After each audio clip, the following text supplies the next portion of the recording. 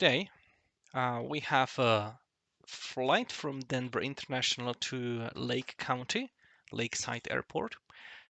It's gonna be the VFR flight, and both airports are rather high elevation, but Lake County is the um, airport that has the highest elevation in the United States. It has almost 10,000 feet, just a few feet missing. So we need to take some consideration, obviously. Uh, if I look at the current conditions, and by current conditions, I mean conditions 40 minutes ago, we have a light wind at Denver. We have a great visibility, just a few clouds well above us. Temperature 11, dew point -11, so all is good. The uh, almost current conditions at our destination is we have slightly higher winds at 310 at 10 gusting 16. However, we have great visibility, and also the um, temperature, like temperature spread from temperature and dew point, is quite high. So we don't really expect to have any kind of visibility problems in the near future. The forecast for Denver is this is a 36-hour forecast, and as you can see, it's for higher winds. So now they are low, but they can be higher. And from 22 Zulu, we should be already on the ground by then. The wind direction changes a little bit. We don't have any TAF for our destination, but we have a TAF for Aspen, which is it's only like 30 nautical miles to the west, but it's behind the mountain range, so it might not really be kind of significant or really true for us. But if we can take it from here, and if the weather is similar, then we have nothing to fear. We'll review the weather also online. Um, Here I've selected the observations in weather and observations, and I've turned on the legend so we can see what those symbols mean. And the good good thing about this observation is that you can actually look in the area and determine what's going on. So for example, if I concentrate on visibility, which is this number to the left of the symbol, I can see that on many places it's 10 plus miles. That means clear visibility, and we have no problems anywhere. Then we have a ceiling of clouds on the right. 24 means 2,400 feet. And as you can see, there is nothing here, nothing here, nothing here. So basically, there are no clouds, no ceiling. We might have a few clouds somewhere, but no ceiling at all.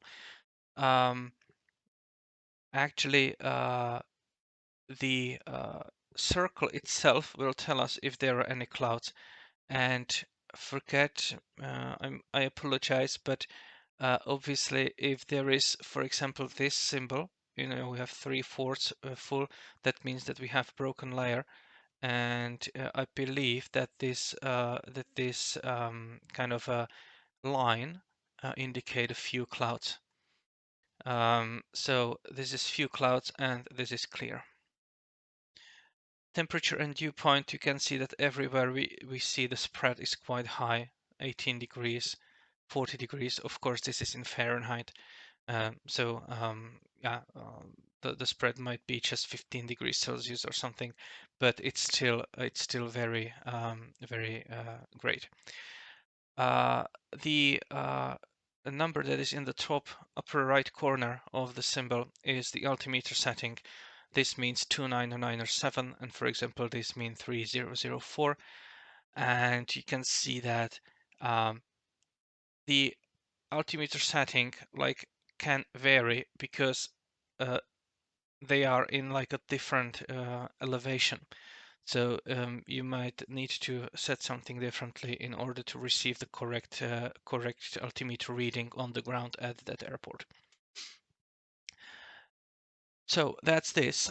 If I look at the clouds, then yeah, and here are those symbols as I talked before. So really this line is a few. This is broken and scattered. It's just a 1/4 full. Obviously it's overcast and this is sky clear. Uh, but anyway, if I look at the cloud forecast, I will make it a little bit like a zoom out, because as you can see, we have some clouds in the north of us. But if I look at the forecast, it seems that these clouds should really stay in the north and should not really venture here to the south of us. So we should be clear in that manner.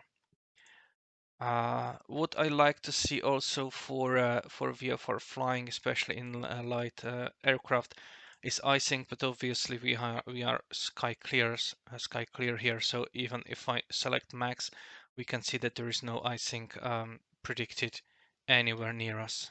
I mean, along our path. What's also important is the wind. And the wind, I don't care about the max wind. What I care about is surface wind. And let's say this is like a forecast for 21 Zulu, which might be around the time we will be arriving at Lakeside.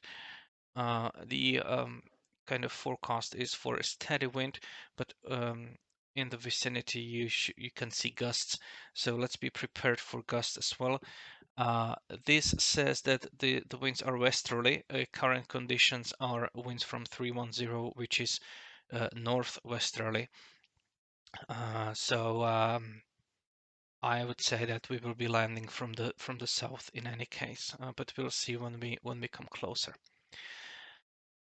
And then I would like to know the winds aloft. Obviously, I'm planning to fly around 12,000 feet, and the winds are predicted to be around 15 to 20 knots against us. So that will make for more sightseeing, because we will be in the air a little bit longer. But we enjoy that, so that's not a problem. If I look at 090, you might notice that it seems like there is no wind here, and that's quite obvious, because 9,000 feet here means in the ground, and in the ground we have no wind. So these kind of ochreish areas, that means this is a under the ground level. Just so you know. Yeah. All right. So let's get back to the presentation. As you can see, the conditions as predicted in the morning are quite the same as predicted now, maybe apart from Denver itself, where the winds are calmer than originally thought. Departure airport. This is the major international airport, Denver. It is a Class Bravo airport, and I have a picture of from the terminal area chart here. I have a picture from the fly chart here, and the Google picture here. The signature airport signature FBO where we landed last time is around there. So I'm gonna spawn. I actually spawned already in there, and we'll be starting there. As of now, I don't believe we have any controllers. Let me just check. Just do this and connect to VATSIM,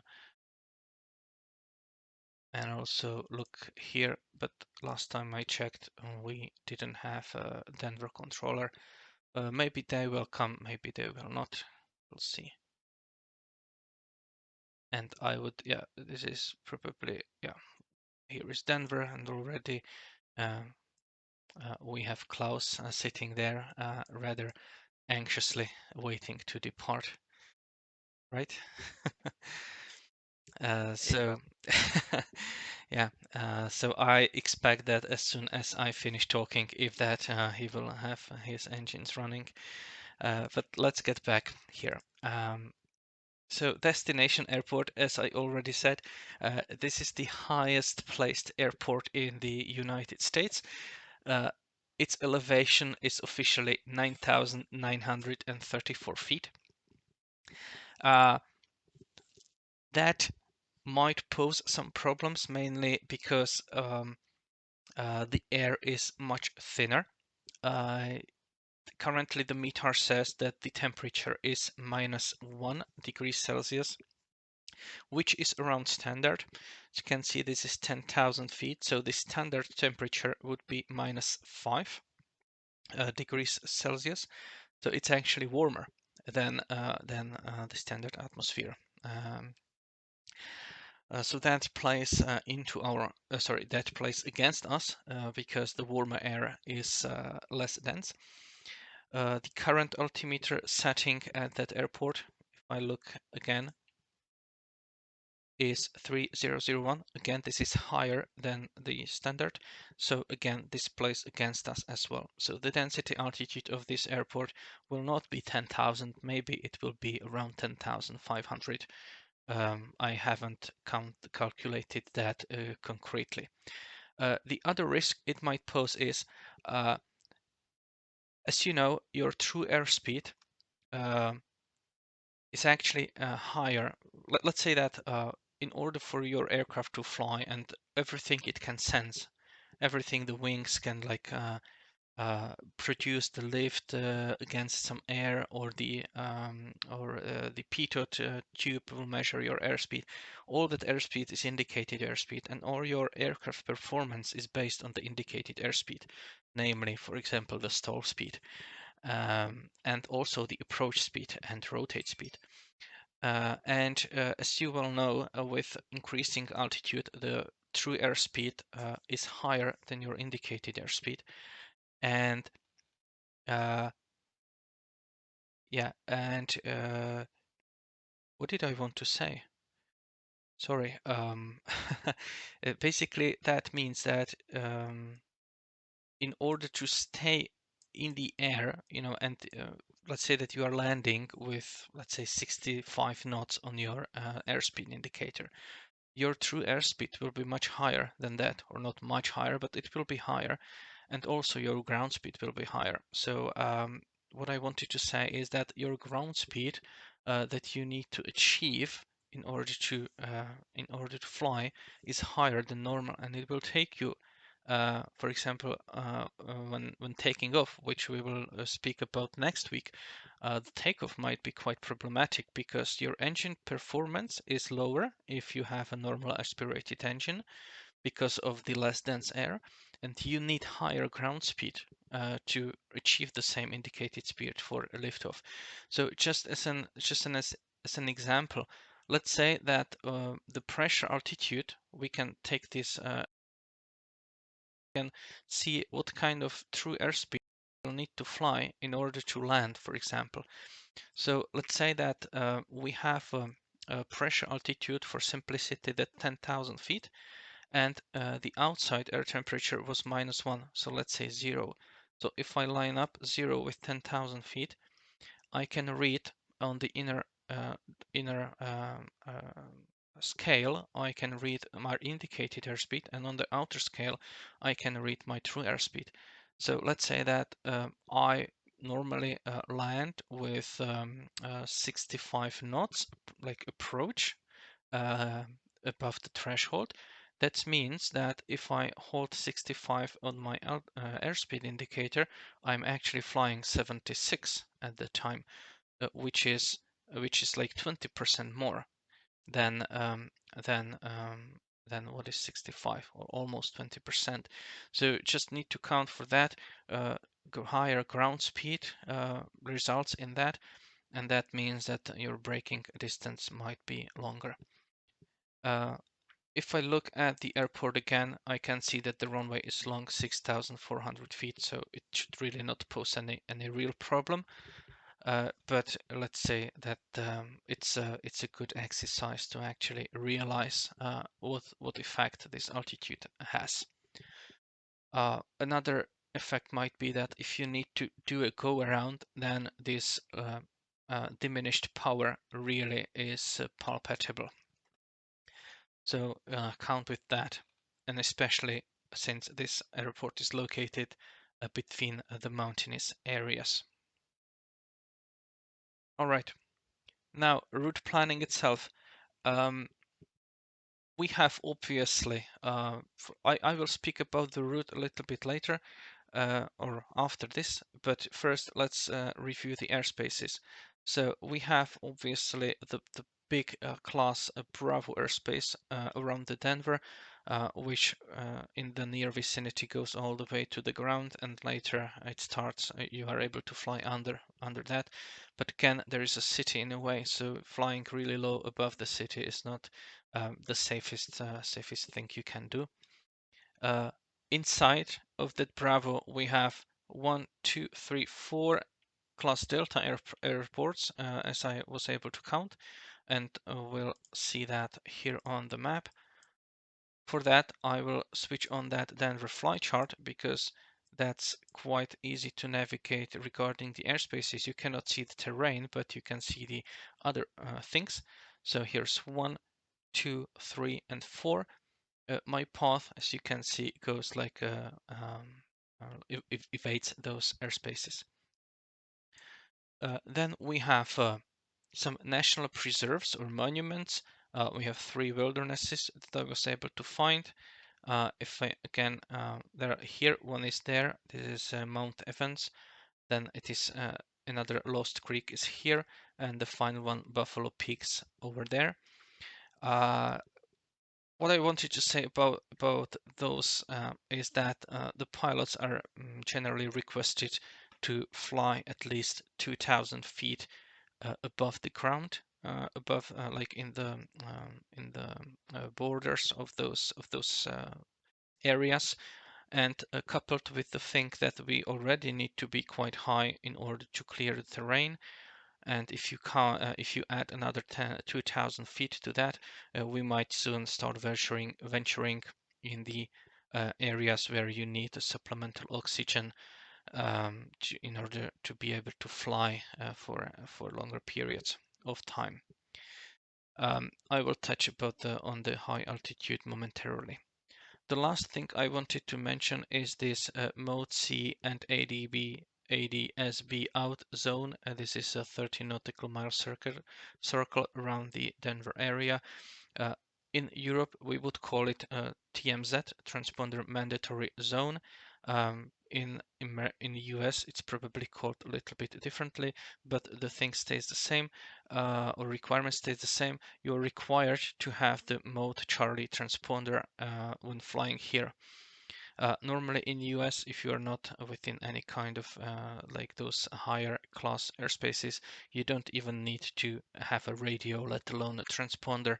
But in these areas, you have to have one of those. Now I'll go back to the map here. So as I already said, you can see that we will be flying in a quite a high area. If I look here, for example, we have a 10,000 feet line. Again, I forgot how it's named, but the line that connects the points with the same altitude, ISO something, I would say. And since you need to clear the terrain, here is 10,000. Then I'm planning to fly actually at the altitude of 12,500 feet here.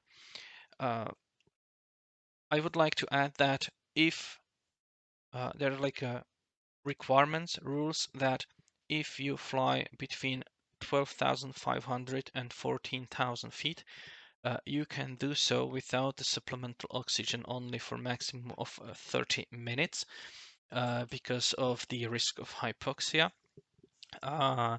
So the brunt of the flight, the majority of it should be below the 12,500 feet. And maybe you can fly above that momentarily when crossing some mountains if you decide that you don't really want to fly around these, but you would like to cross. If you want to go above 14,000 feet, then you need to have the oxygen even if you go there for a few seconds. Obviously, you won't be that immediately or past, but with a higher altitude, less dense air, you kind of you're like the gases will start forming bubbles in your bloodstream, and you might your judgment might be impaired quite heavily. And the problem is that you won't even know about it because it's really subtle. And with those effects, the stronger the effects is, the less chance you have to actually recognize that effect. So in that way, it's quite dangerous. Now to the route itself, what I'm planning, obviously the easy way is to go direct, kind of navigate those mountains, uh, say, okay, we are in the simulator, so what the heck, we can do anything. Or you might have a pressurized cabin or something like that. I don't have either of those. So here I'm planning to first fly west. If I check the Denver fly route, you can see why.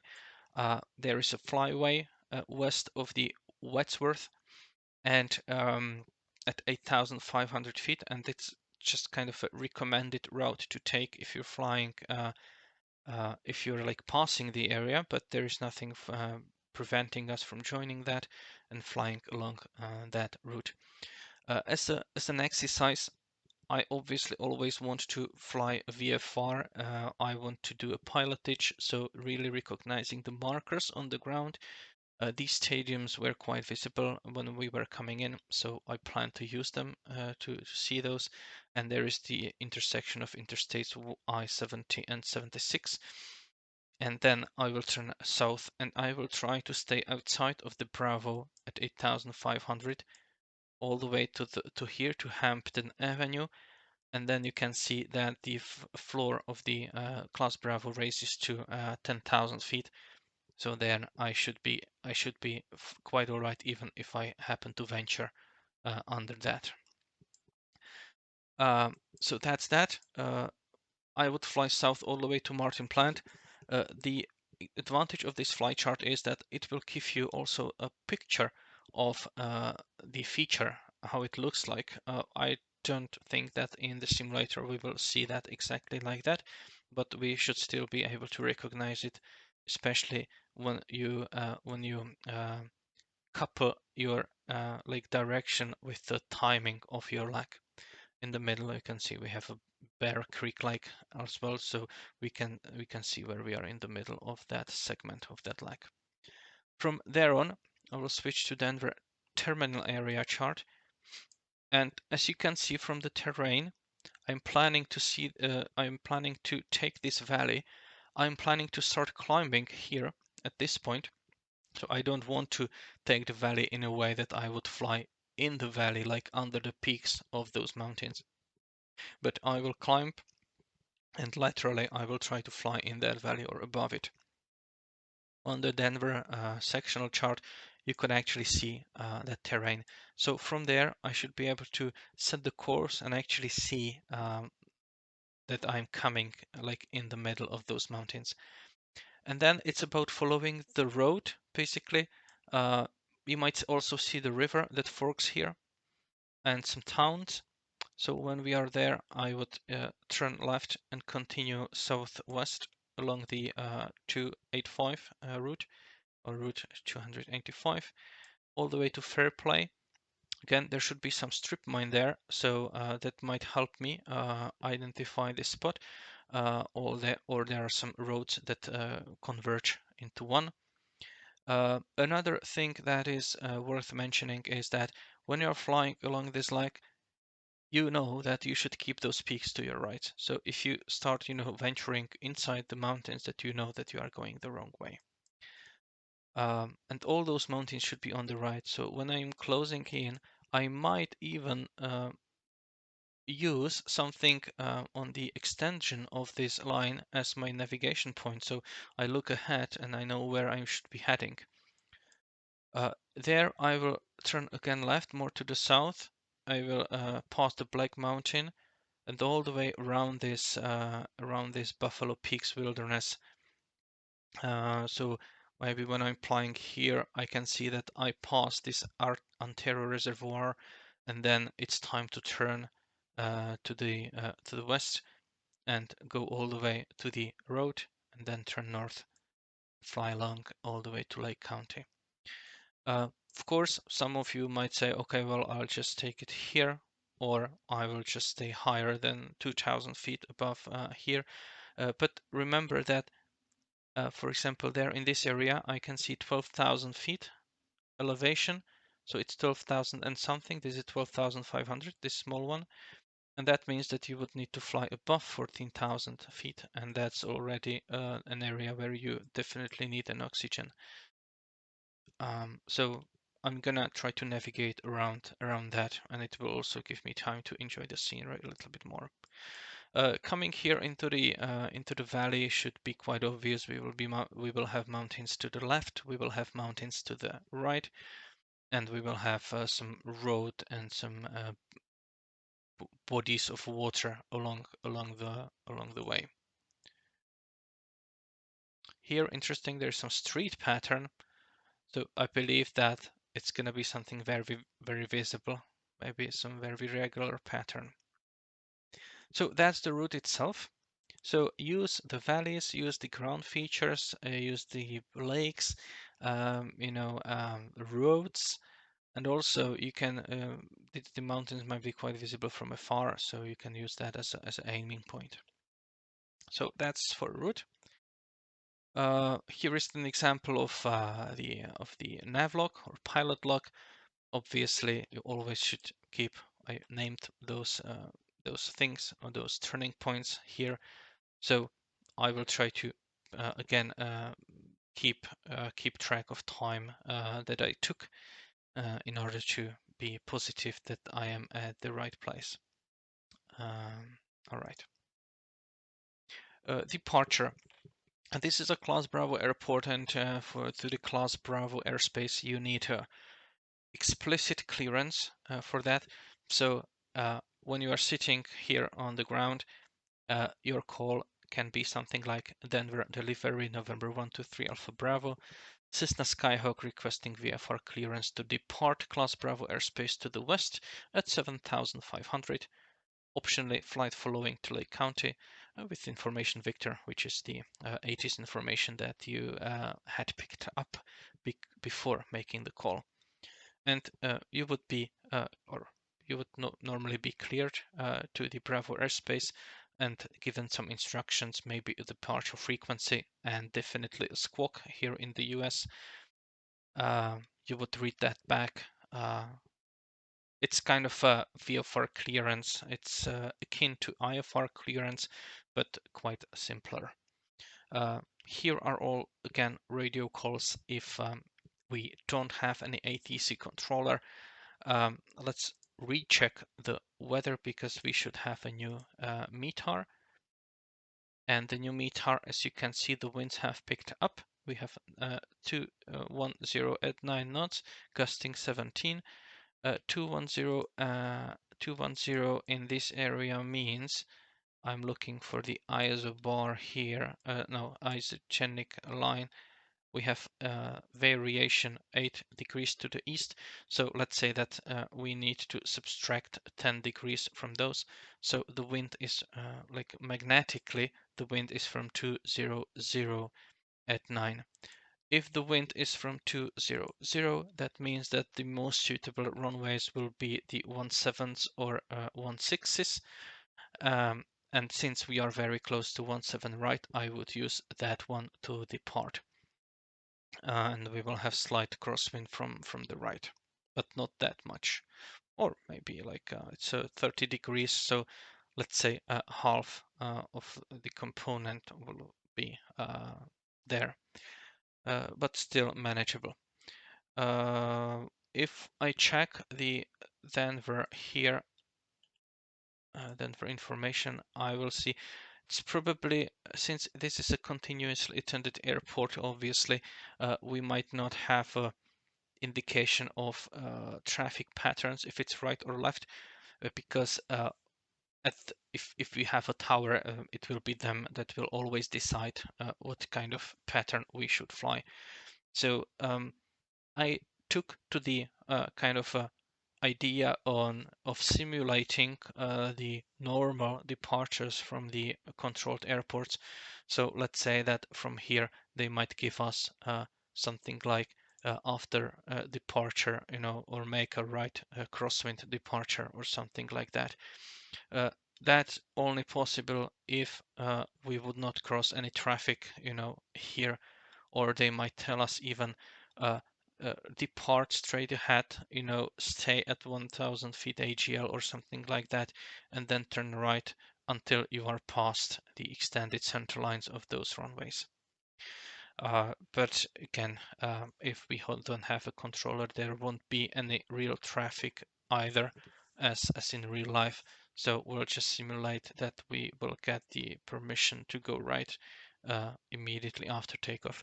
And immediately after takeoff, that means minimum 400 feet AGL. Don't try to turn sooner. If I look here on the chart, then that would put us a little bit more here.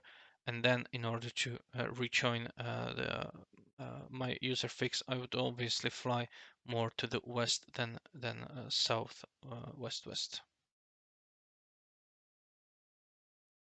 All right. So that's a departure. En route, I'm gonna skip that as this slide is the same as like every time. Obviously, you need to follow your flight path. You need to have a positive knowledge of where you are at all times.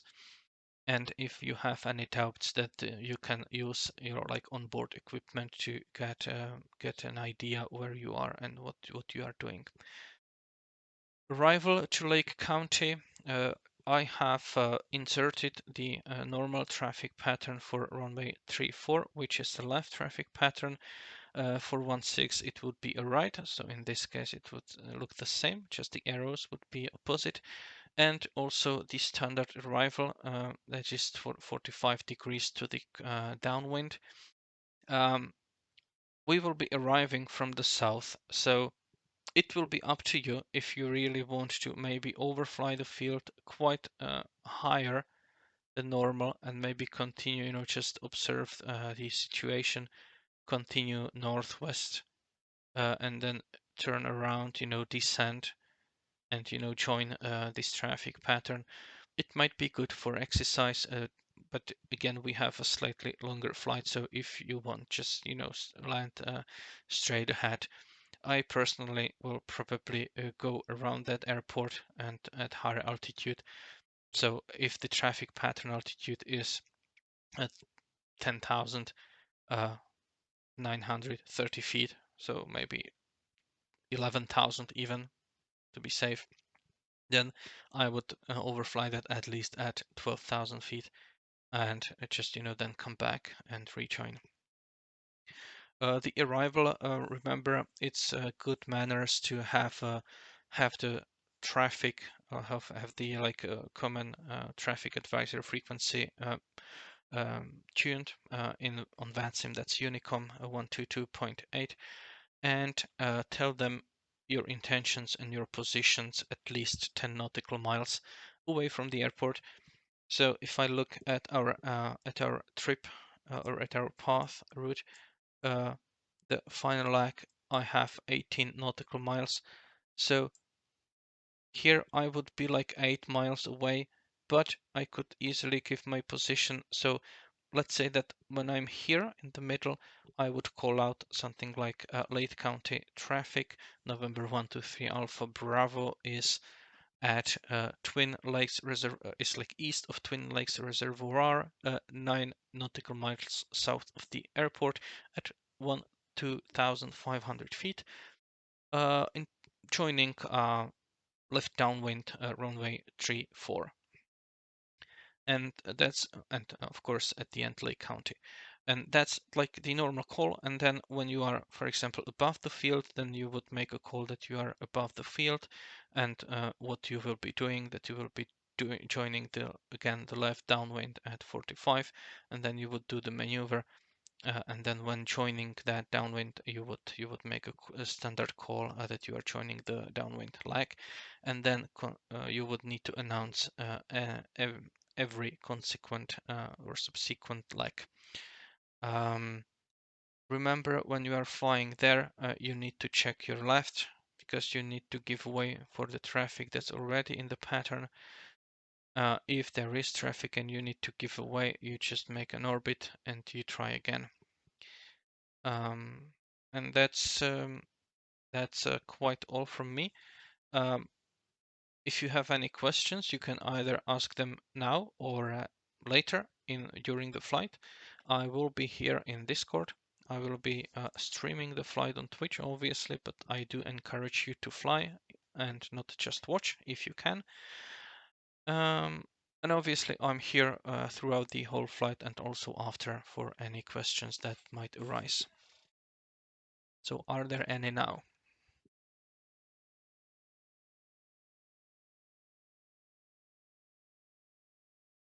So we go this route for sightseeing, right? Well, sightseeing and also to avoid flying high above the mountains. Okay. Uh, But you are would free be to go. another. You are free to go any route you want, obviously. No, no. This is more about an exercise slash challenge about if we just wanted to go there, would we pick the Sorry, I heard will we pick the, and then your voice went out. if we just wanted to go to that destination, we would we pick this route or we will pick another route? Let's say safer.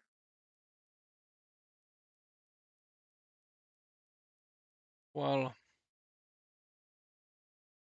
can go also north way.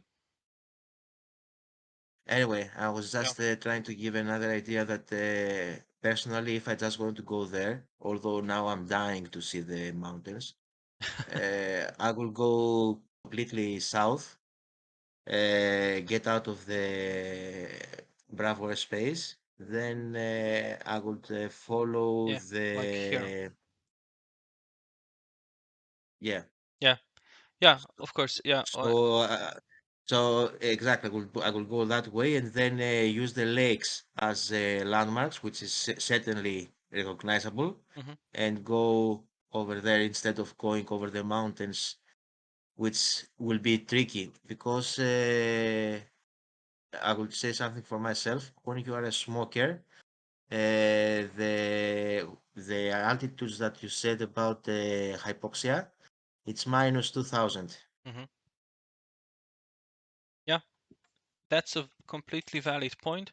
I originally had this route planned, like going like this, but it was, if I say so, quite boring, or a risk of being boring. So that's why I Yes. picked this one. So like I like it. We go sightseeing. Yeah, but a perfectly valid point. If you are a smoker, then obviously you know that your kind of uh, um, how to say it, like the ability to absorb oxygen or something is diminished. So you need to fly lower or have a pressurized cabin and or the oxygen. All right. If there are no other concerns, that I will wish you happy flying, because we took quite a long time today with the briefing. I hope you enjoyed it, and see you at the highest elevation airport in the United States quite soon. Happy flying. See you there. Right, let's see. Yeah, that's working. Okay, so flaps down, main battery on, and we'll observe the fuel levels, which we have almost 15 gallons in both tanks, which is quite sufficient for this trip, so we'll keep it like that. I'll shut it down. I'll see if I have the metric air pressure is off, so I have the inches of mercury, and we can start the walk around. So first we have a flap here, so we'll just wiggle it and see if it's secured. Obviously we will check all the hinges along the line there. Then we go to the elevator, remove Did the you all elevator. hear me on comms then, by the way? Yep. Okay. Awesome! When moving the elevator, we're obviously watching also the yoke if it's moving. Good evening, everybody, by the way. And in the correct direction.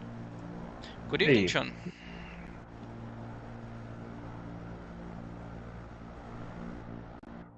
Yeah, so we observe that it's moving in the correct direction. Again, we check all the hinges. See if I can get this shiny new diamond to fly straight. We check the lights, that they are undamaged. We have untied this. And we also should check the tire there. It looks to me to be a little deflated, but this might be just because it's, you know, the scenery and so on. Then we check the fuel level. We just look there. And also we can dip the stick there and to verify the level of fuel. Here we have the tire.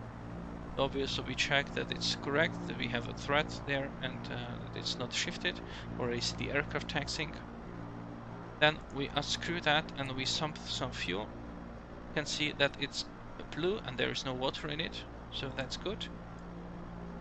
Let's pick it and yeah, and close it again.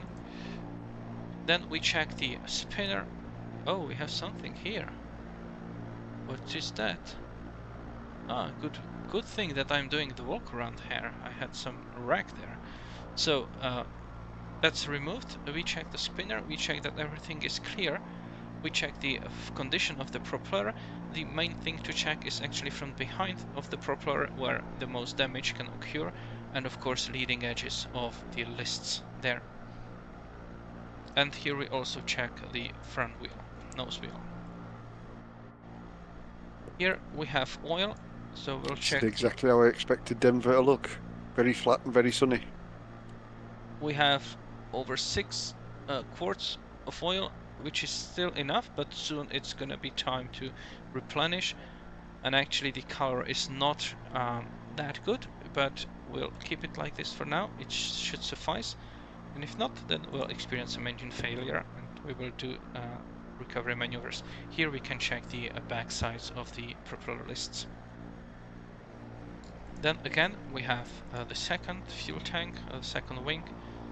So again checking that I cannot see there properly, but I can vaguely see something. So we would dip the stick and verify that the fuel is there in sufficient quantity. Okay, something goes wrong. There the second wheel and the chocks are out. Here we would check the pitot heat, pitot tube, and we didn't turn on the heat, so I cannot check the pitot heat, but I can check if there is no blockage there. Again, check the general conditions of the lights and the wing. Again, move this pre-movement, check that the yoke is moving properly. Good. On the flap, again, check that it's kind of loose, and both the flap and the with the aileron and the flap, check the hinges and so on. Here we would check that there is nothing obscuring the static port. There we would move the stabilizer again for leg movement and verify that the trim tab is correct. All the hinges and cables should be checked as well. Slightly move with the rudder. Another static port clear. And obviously we would check that the baggage compartment contains only what we want. We just want this one small bag because we have otherwise we have a full airplane. So that concludes the walk around, and I can turn it off. And let's get to starting the aircraft. Okay. So first we check the engine like fuel selectors. Yeah, we start the main like master switch on. Then we check the fuel selectors. It's on the right, and we have slightly more fuel in the left. So what I'll do is I will switch it to the left for now. Good. Full mixture. Crank the throttle and turn on the fuel pump and look for fuel pressure starting to rise, so I can turn the fuel pump off. I will prime the engine. We have 10 degrees, so let's say 2 primes. We are sitting at around 5,000 feet or something, so I will not start the engine with full mixture, but I will lean it just a bit.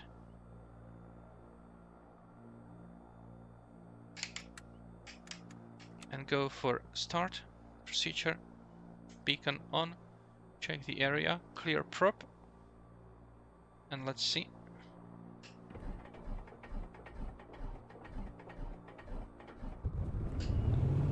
Very good. The engine is started. It doesn't even sputter. That's all and good.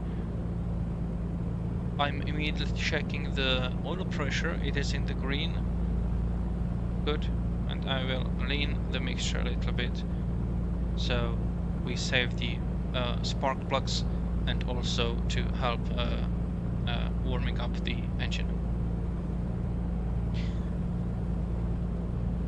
I will look at my directional gyro and will configure that, so it should read 245.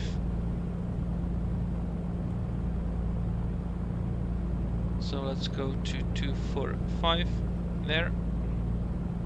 So sync that. Altimeter setting, I will get the latest weather in here. Load. So Denver, we have 29094. So let's set that up. About there. And we are reading 5,400 feet. Which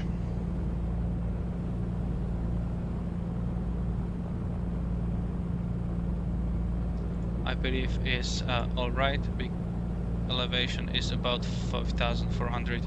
Here we have 5,400 is field elevation, and even there, so we are reading quite alright. We will close this. Actually, I won't, because otherwise it tends to fog over. So will that. I will turn the avionics on and navigation lights.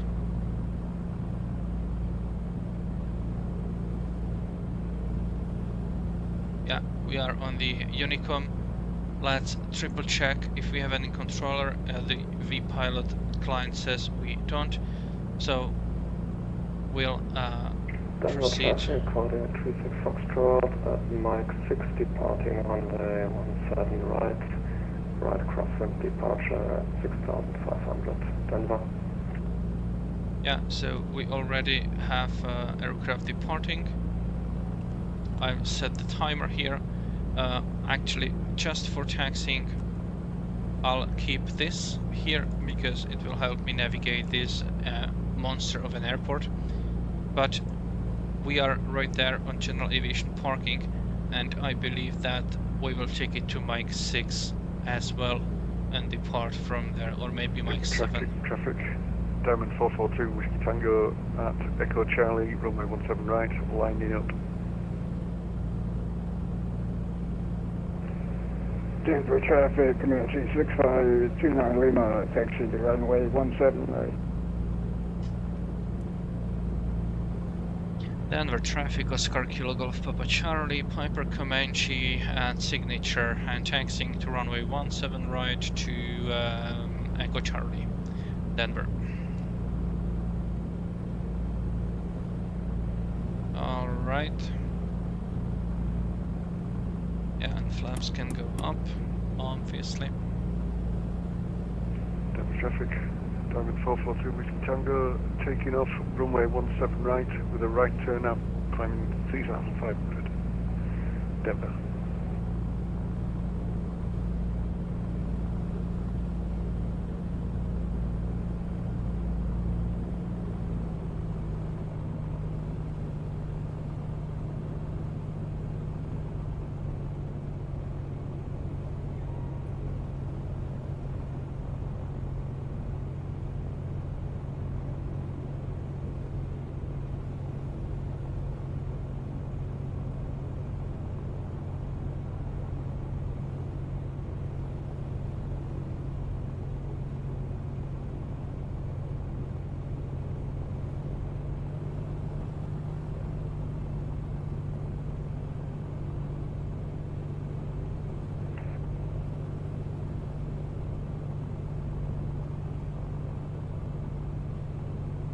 So that should be the diamond.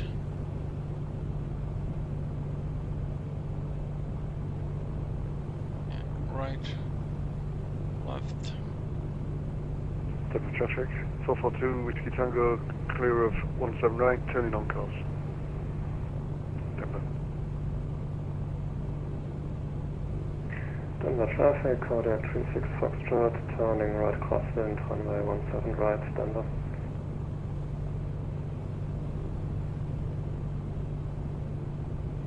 Yeah, I should have this. No, I'm not filling up anything. You can see the temperature of the oil is already in the green, so we are clear to do a run-up when we get to our departure point. And I said that I'm gonna go to Echo Charlie, so I'm gonna do that. Let's try to close it, maybe it won't fog up this Denver quickly. traffic, Kodiak 36 Foxtrot, clear of the right-hand traffic pattern, runway 17 right, departing west, Denver.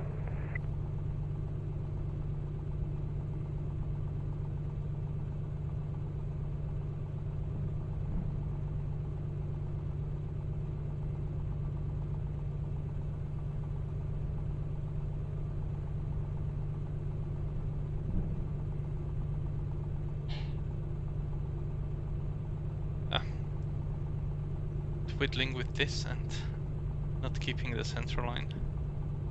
Denver traffic, Comanche 91 Papa Charlie, lining up runway 17 right at the Mike 6 intersection and taking off for right crosswind departure. Denver.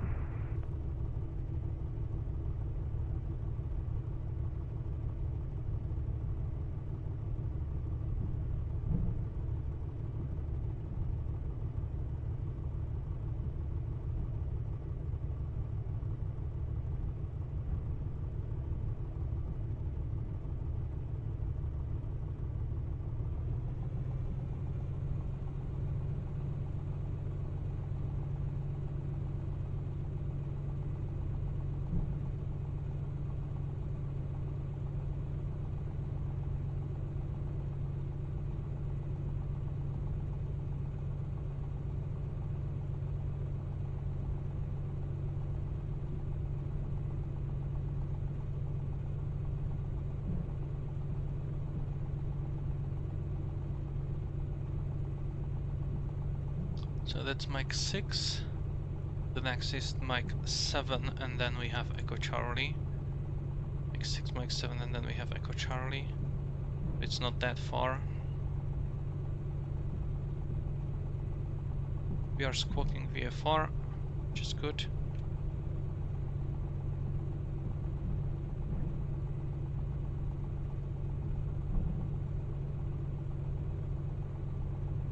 Let's review our initial route. So, should manage to take off and then kind of go west. Our stadiums, we should keep them on the left. We should go here to this road, and when they intersect here, we should turn left and keep west of Wadsworth. I don't know what Wadsworth is, but Denver traffic, Comanche 91 Papa Charlie, departed 17 right, 6,500 feet, turning west. Final call, Denver. Okay, so this is Echo Charlie. We are doing 17 knots ground speed, so we need to slow down a little bit. We don't topple the plane. I'll take it more from the left because I want to face slightly into the wind for the run up to maintain a better cooling of the engine while doing the run up. Maybe it's starting to fog a little bit, but when we pick up speed, it should clear.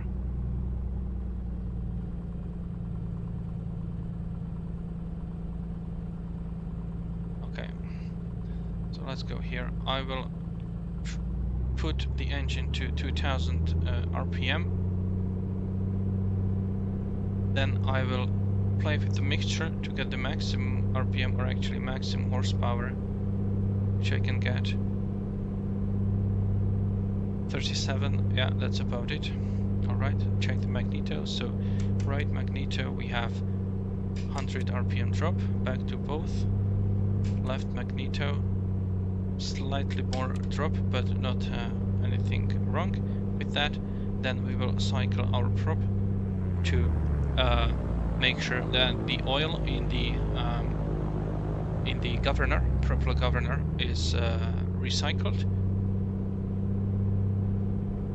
at least 2 or 3 times.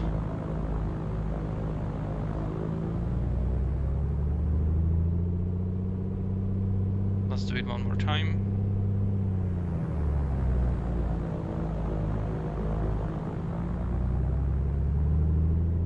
Alright, now we go to 1500. I will check the operation of the carb heat. So I will turn carb heat on. We have a drop, very good. Back and idle. I will keep the mixture like it is because I already tested that it gives us the most horsepower, and we can take off. So fuel pump on, strobe lights on, landing lights on.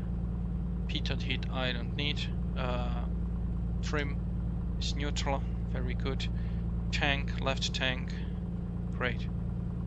Denver traffic, Oscar Kilo Golf Papa Charlie Piper Comanche, entering runway 17 right at Echo Charlie, taking off right crosswind departure, Denver. And we can go, we look left, there is nobody there.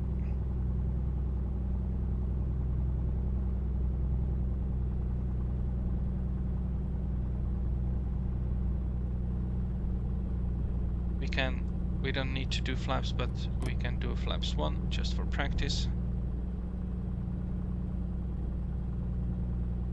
Okay, line up on the runway. Let's do this, 17 right. Compass agrees, and let's go on. And right foot in. Airspeed is alive. 80 miles. Take off. Let's stay above the runway. Gear up. And we go up.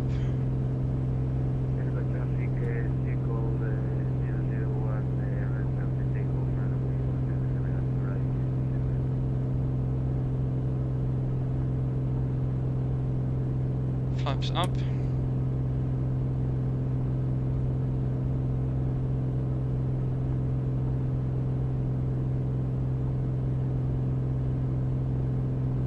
We are now 40 feet, 400 feet above the ground, so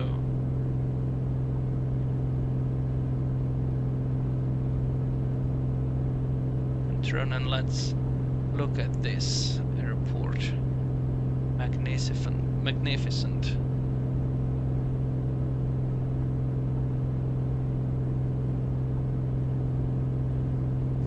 Denver traffic, Oscar Kilo Golf Papa Charlie on a right, crosswind, runway 17 right, continuing west, Denver.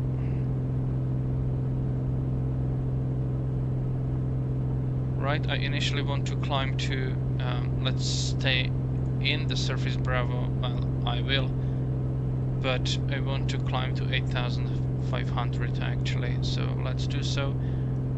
We have this second runway here. I will reduce the power RPM a little bit. Traffic, Comanche 6529 Lima, departing 17 right, Denver. So we're departing. We have not strayed too much to north, so we should keep along with this road. And I obviously again forgot to start the timer, so we will use the trip timer for the first leg, which starts automatically when airborne, which is a very good feature that I really like.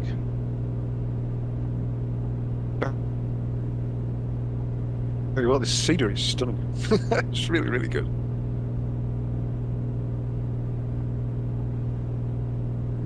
Oh yes. Might need the computer up, right? Yep.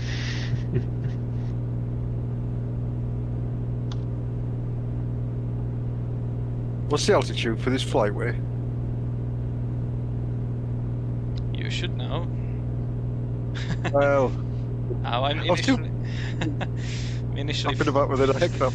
I'm initially flying 8,500, and then when I'm out of Denver, I will climb to 2,500. Much of that. But it's up to you, you know. Yeah. Oh god, this is so choppy. Got far too much open. Yeah, it is. No, my computer is too choppy. Shh. Okay, Blow so some fuel stuff pump up. off, landing lights off. We are 8,500, so level off.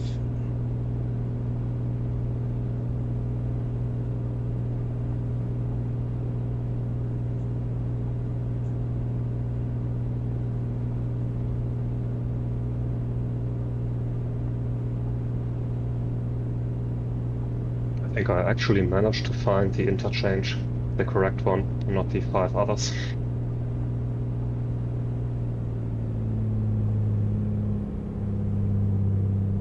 Good for you. I think I've officially peaked now. You're officially what? I've officially peaked. It doesn't get any better than that. Ah. It does. At least this road's nice and easy to follow. Some handy lakes.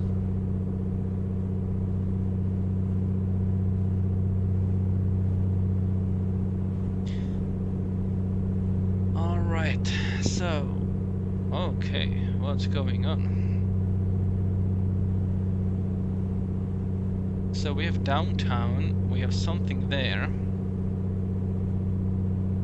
I don't think it's gonna be the stadium. It looks like chimneys.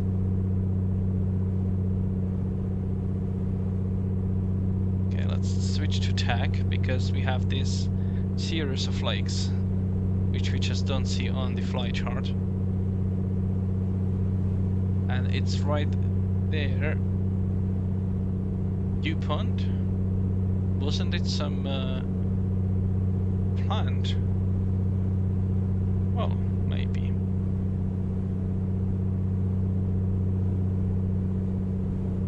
In any case, I should be heading more to the left, and I could actually follow my magnetic heading of, let's say, 248 or something.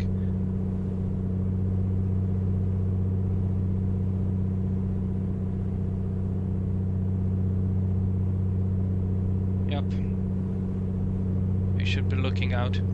The first leg all the way to the crossroad should be around 3 + 9. It's 12 minutes. We are just 6 minutes in the air. But we are going quite faster than I originally thought. So let's reduce the power actually.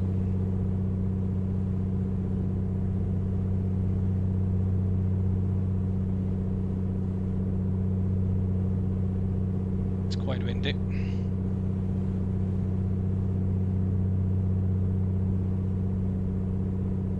We have steady 20 FPS or something, which is still alright for flying.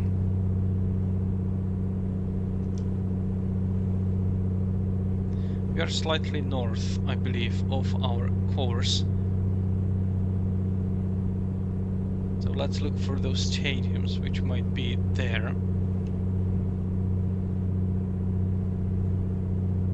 Which would actually put us... Yeah, there's a lot of roads.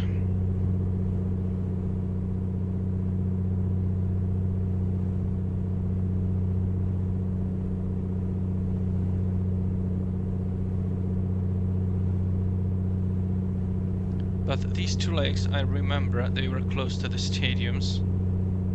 Yeah, or no, it's not actually two lakes, but one. If that is those, then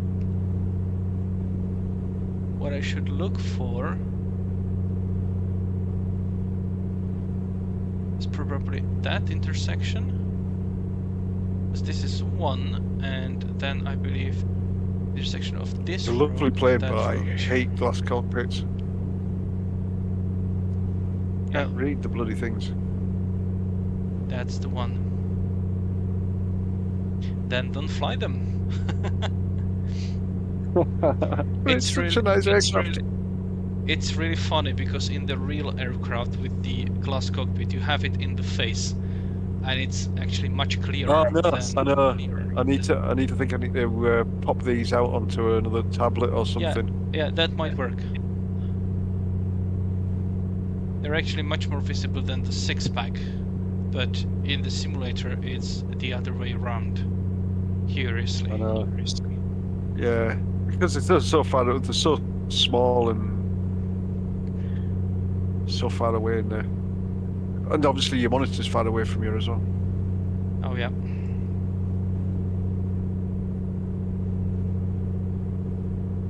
So this is the intersection, and I will be there a little faster. And I'm just doing 50%.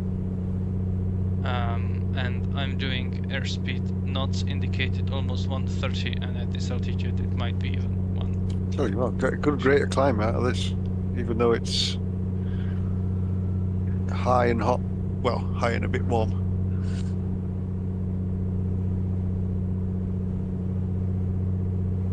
So I'll go after the intersection and then turn left.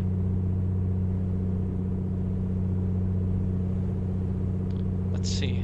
Can I say is there any? Okay, yeah, directly above this lake. There should cross south, and the heading will be 174. The wind is really low, so 174 will be also kind of a true track almost.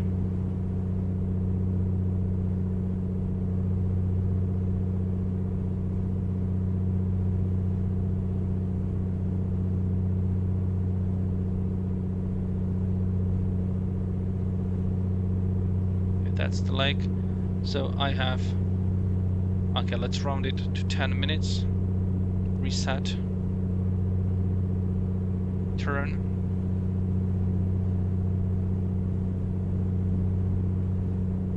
It's quite choppy here. Okay, ignore. Oh, I reset the trip timer. Oh, I'm a moron, so I need to add 10 minutes later.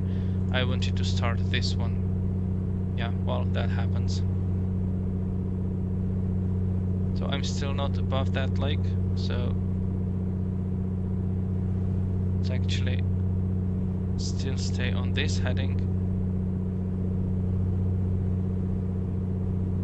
And then when I'm above the lake, I'll just turn to 174. And we'll try to maintain that.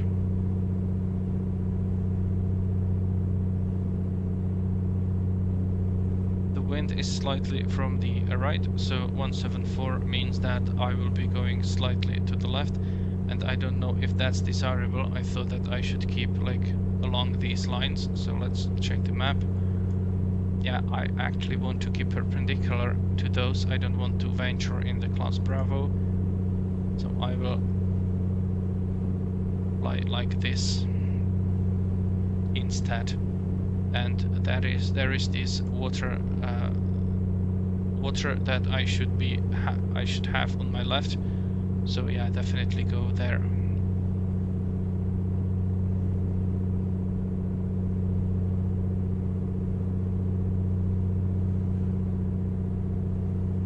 So don't blindly follow what your navlog says. Always keep your wits about you and recognize the landmarks.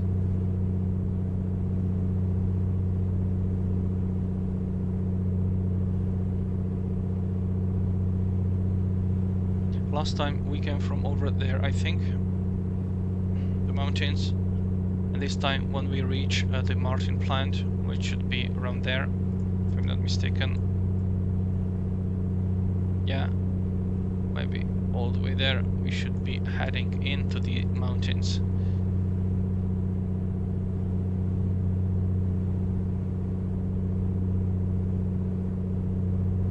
Okay, when I'm in a little bit of smooth air, I will check my compass if it shows correctly. But it really needs some smooth air going on.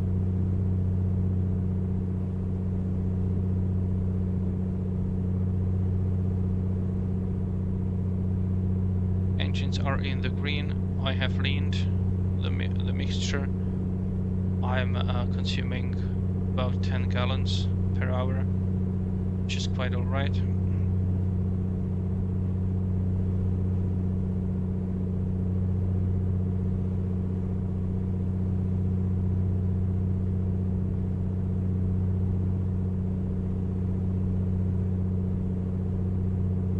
But so far I believe we are doing great. So landing gear I will switch to off position.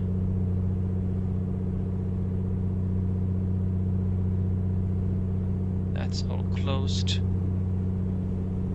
Temperature outside is 0 and we don't have a heater turned on, so let's fix that.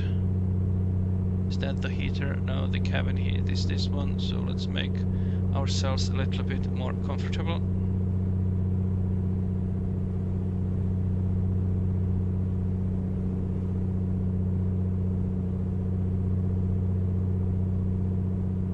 And we should be spending around 7 minutes on this leg from the crossroad to Martin Plant. And again, the Martin Plant should lie next to this small water body, which is after the Chatfield Reservoir, so a little bit farther away, maybe even all the way there. Could it be? Actually not. Must be. Maybe it's kind of distorted, and maybe like the Chatfield Reservoir might be a little bit more than the Martin Plant. Could be someplace there. We'll see.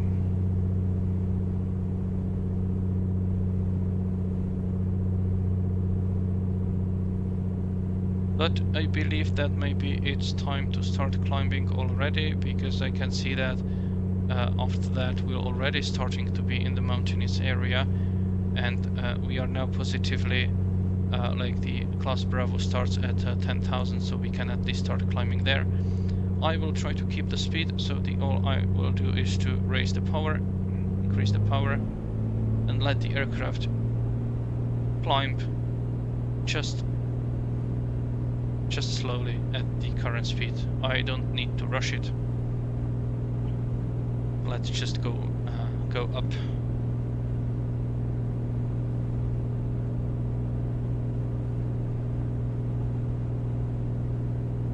Maybe this will be the Martin Plant as represented in the simulator.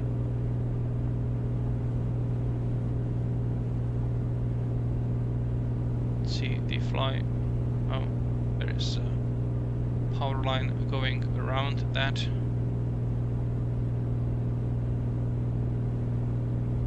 And maybe the railway track. Do we have a railway track? I cannot see that. And we are still at the level of the reservoir, so I would say that we are there, but I don't know. Maybe the Martin plant is behind the mountain. Let's see. See the Denver.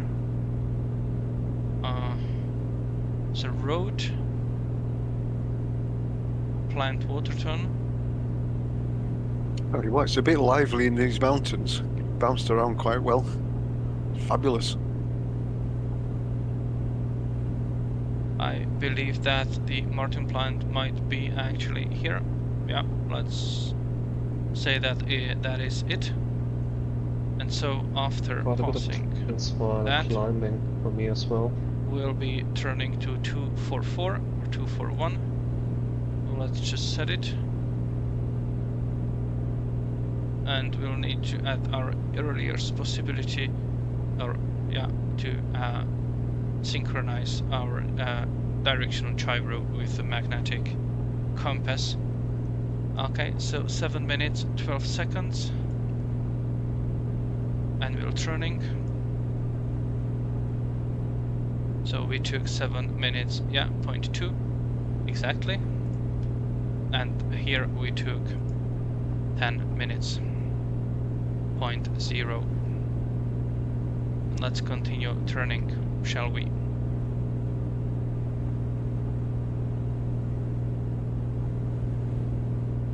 Yeah, good thing that we already started climbing sooner.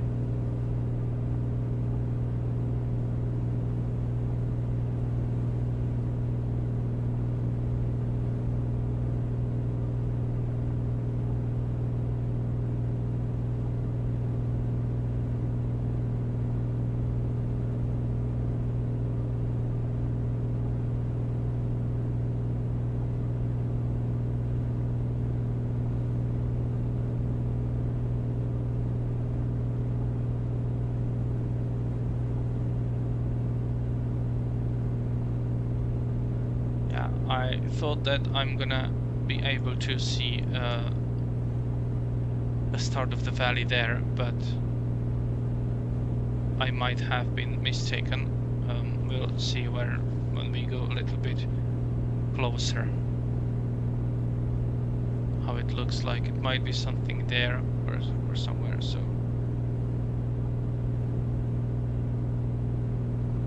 let's actually get up.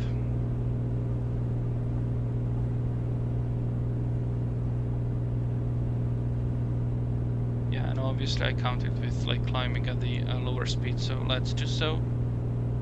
Try to raise the nose to obtain a better climb speed.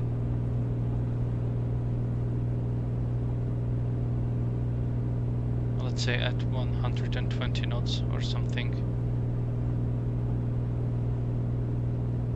And since I am, well, I should not be really lazy to trim, but I believe I can hold it a little while.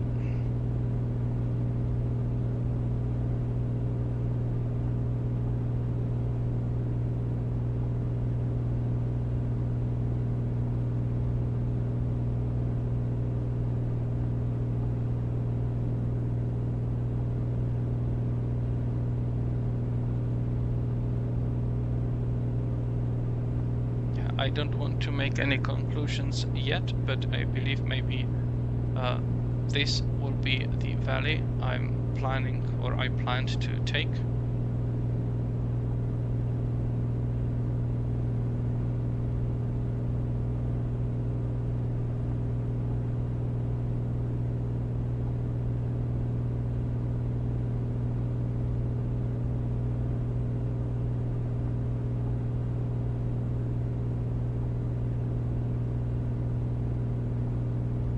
There is a river underneath us.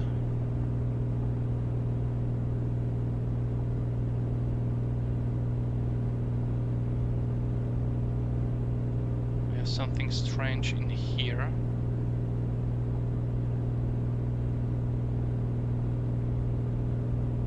Okay, 500 feet more.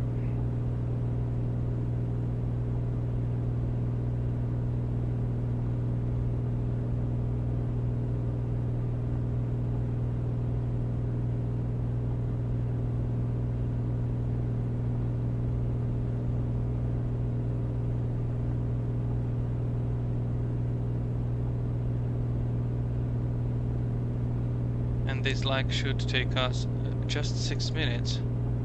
We're almost there, so yeah, maybe that one. We'll see. Any kind of landmarks? There should be a road converging from the right, and we saw some river on the left, but it could be that one, it could be that one. So we need to be careful about this.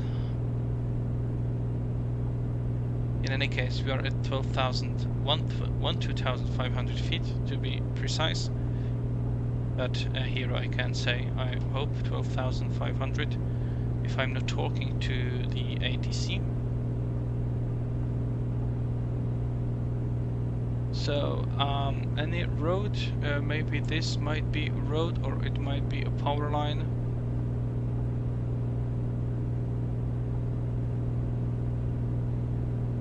Doesn't depict any power line, but of course that doesn't mean it cannot be there.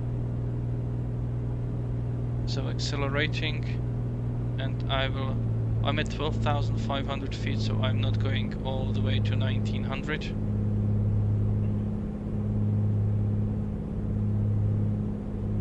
Maybe just 2000 RPM. Keep the 50%. Yeah.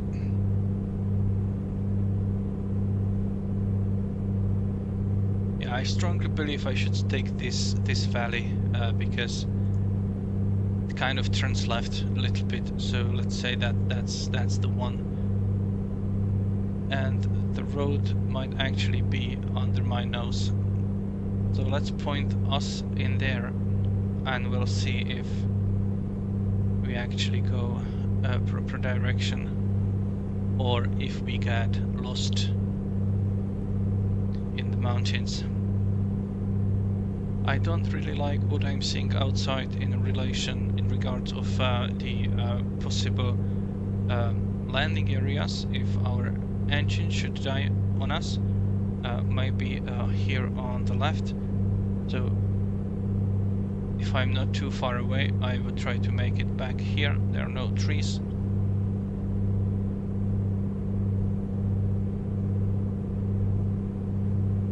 But I have not reset my timer, so I will just combine these two legs from Bailey to River Fork. And actually I should have taken 6 plus 3, that's 9 minutes to these intersections. So yeah, so maybe I'm not there yet. Well, definitely I'm not there yet.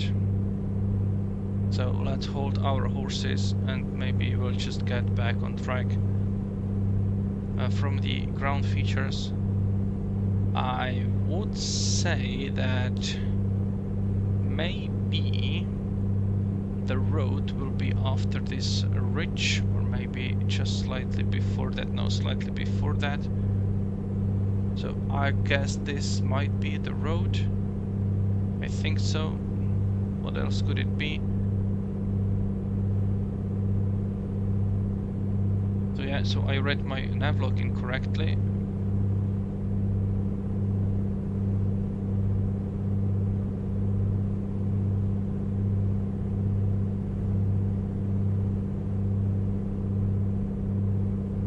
So let's actually call it 8 minutes point 1 as an actual time, 8.1, and then we have almost 5 minutes there. I believe it will be the location where we should go along the valley.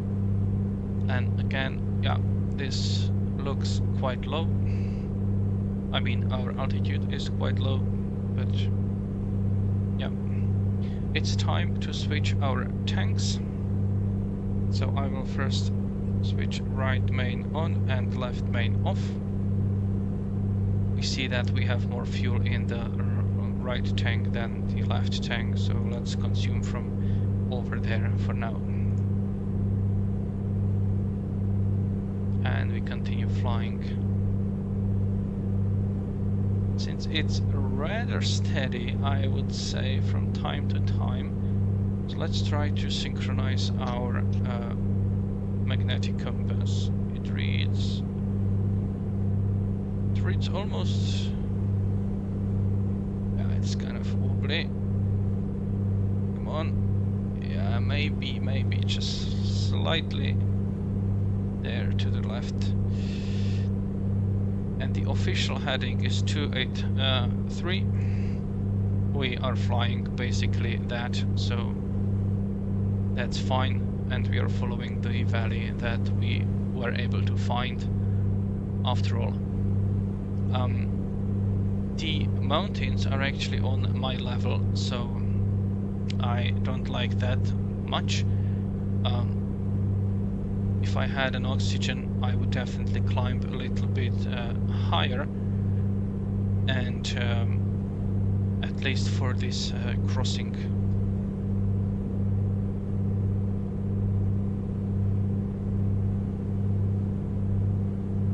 But we will hope that we take a good care of our engine, and we are able to rely on that at least somehow, and that it won't let us down.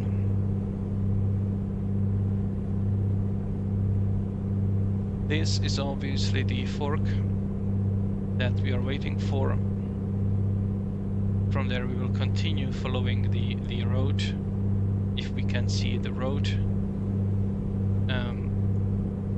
Yeah, should be able, hopefully.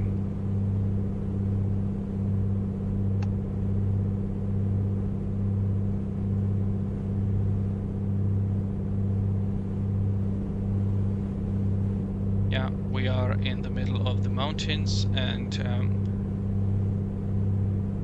I would bet that had it been in real, the choppiness would be much larger than this light. Can see behind the mountain the plateau that we will be heading for, and maybe circumventing some of those mountains. We'll see. We're still climbing a little bit because we have some updrafts here, so I'll just reduce the power a bit. Doesn't help, I'm still climbing.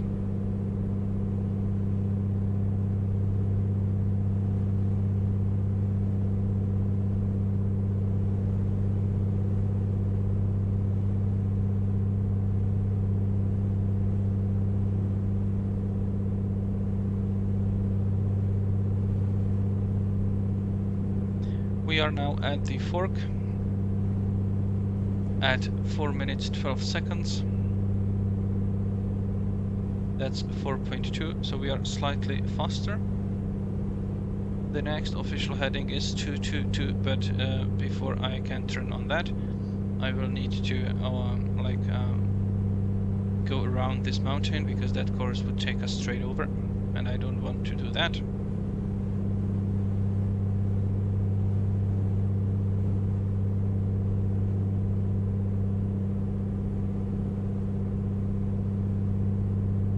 And we should be following this road.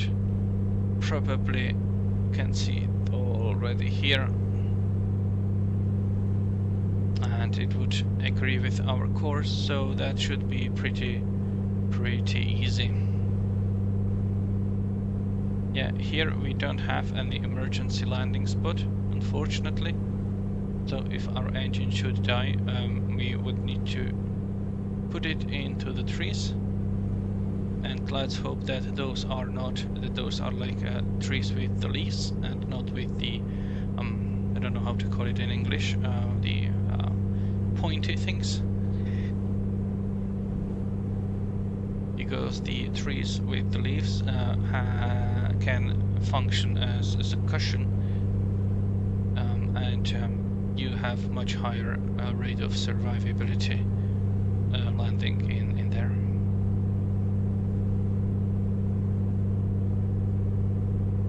All right, so the time that on this leg we should spend is about 10 minutes. We are slightly faster, so maybe 9 minutes, and we should go all the way to Fairplane Mine, which is this thingy here. So the road continues, and then another road goes joins it from the right, and there is a town of Fairplay, and there is some strip mine next to it. We might be able to see some ground feature there, so we'll see. I can see maybe a body of water, so if I look there, it might be this one or it might be that one. It's not immediately at the road, so maybe it's this one or maybe that one, but that's probably here, or if it's even you know, if I'm seeing correctly. Now I will increase the power again because we have managed to descend a bit. Now we are in the area again where I'm confident that we would be able to do a nice emergency landing if need be. So I'm a little bit more comfortable.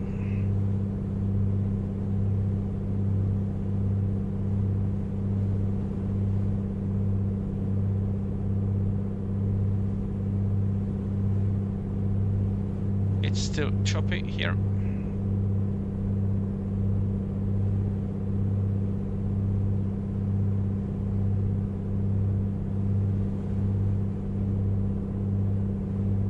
Okay, let's see if I can lean the engine a little bit. Let's hear it stutter. Yeah, and enrich it a bit. And I believe it's time to calculate our true airspeed, at least roughly. So we are going at the pressure altitude about 12,000 feet, maybe 12,200, and outside air temperature is minus 10 or minus 8 degrees Celsius. So if I take this calculator, okay, let's try to keep flying straight.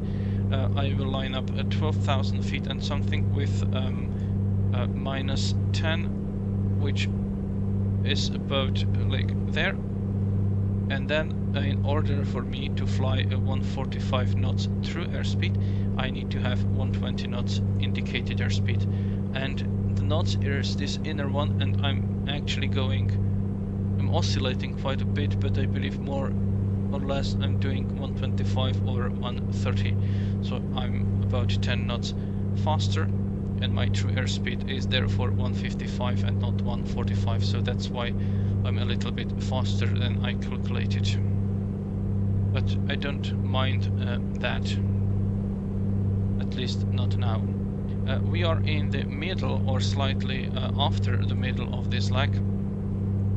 So if I look here, we should be someplace around there, and maybe there is this there is like these bodies of water, but they're like numerous. There's Looks numerous like we of have snow at Lake County. Come again? Looks like we have snow at Lake County. You're already there? Yep. What are you flying? Kodiak. And you're flying straight? Not my route? Nope. I copied your route. Oh. How come you're already there?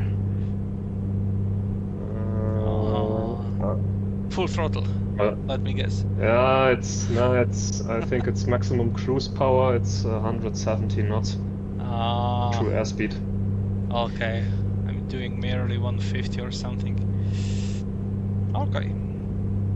Well, you'll need to wait for me. That's right.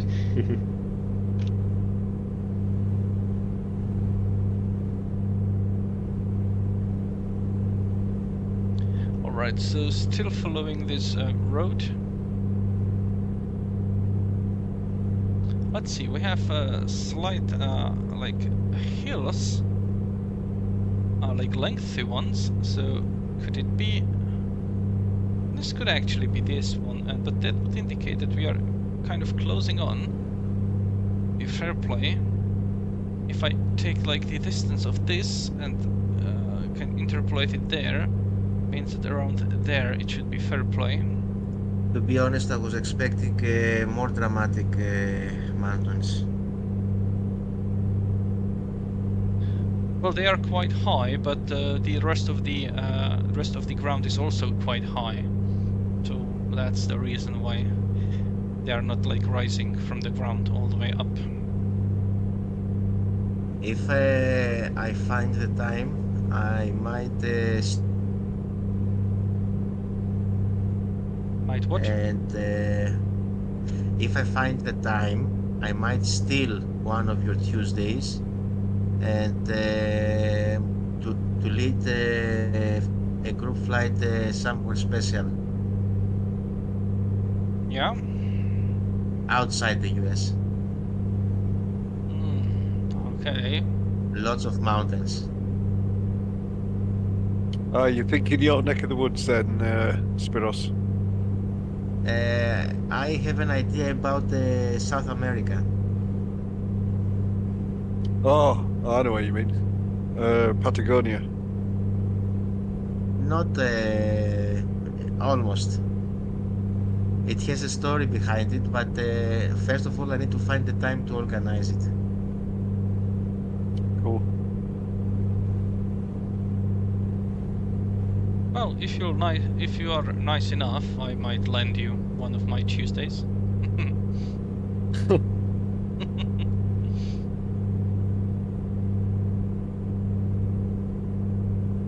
Alright, so fair play and the strip mine is perfectly visible. Traffic, 1136 Foxtrot, time about 10 miles south, 12,800, landing 11,500, for straight in runway 34, Black County. So that's kind of, yeah, that was an easy landmark as it turned out. And now we will be going straight for this mountain, I think. If I look at the map. See white, I can't see the field. Yep.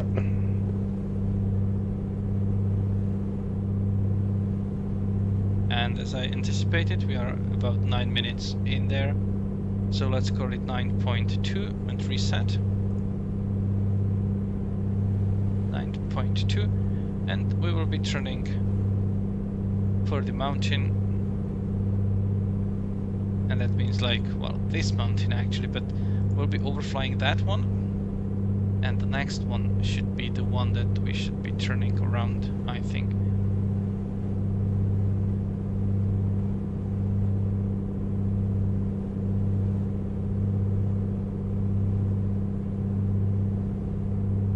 And the Lake County is above this ridge, so we just need to overfly it a bit. So 6 minutes there, maybe, well, we are already 40 minutes in the air. The estimation was 56 minutes in the air, so obviously that's without the maneuvering for landing, but we should be arriving at the airport at around like 15 minutes from now.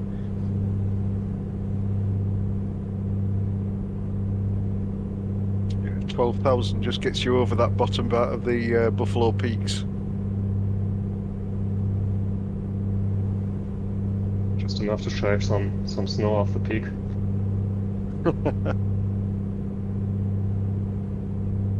A couple of antennas off. Yeah, you think they're gonna pay you for your mowing services? There's no to mow. It's just brushes. Nothing grows up here. Yeah. Well, we'll see. I'm about to pass that Black Mountain. That's still on the way south. Kodak 36 Foxtrot, 5 miles. Yeah, I've just turned right at that lake, Black County. just going past Buffalo Peaks. Okay. Just heading for that river. What's the true airspeed of that diamond of yours at this At the altitude? moment it's 155 on 50% power. I'm doing also 155 or 150 on 55% power, and I have the Comanche, which is a brick, you know, compared to the Twin Star. Like aerodynamically, I mean. Oh yeah, I mean this should be blasting through. I don't know if it's just heavy or what. Have you checked your gear is up? I've not done that mistake. No, I've remapped my thing so that doesn't happen anymore. It happened to me in a Learjet, you know. I was climbing out of Prague, and at 30,000 feet or so, I was still puzzling why the hell it doesn't want to climb. And at that 30,000 feet, after very laborious, you know, laborious climb, I discovered I had a gear out. So that was that. I'm surprised it didn't rip them off. Lake County traffic, order 36 Foxtrot, short final runway 34, full start landing, Lake County. I believe it's rated for 250 knots, you know, and I was like doing 280, you know, indicated, so it was not that much pressure on it. And at that altitude, it was already below 250 indicated, so I could easily retract it.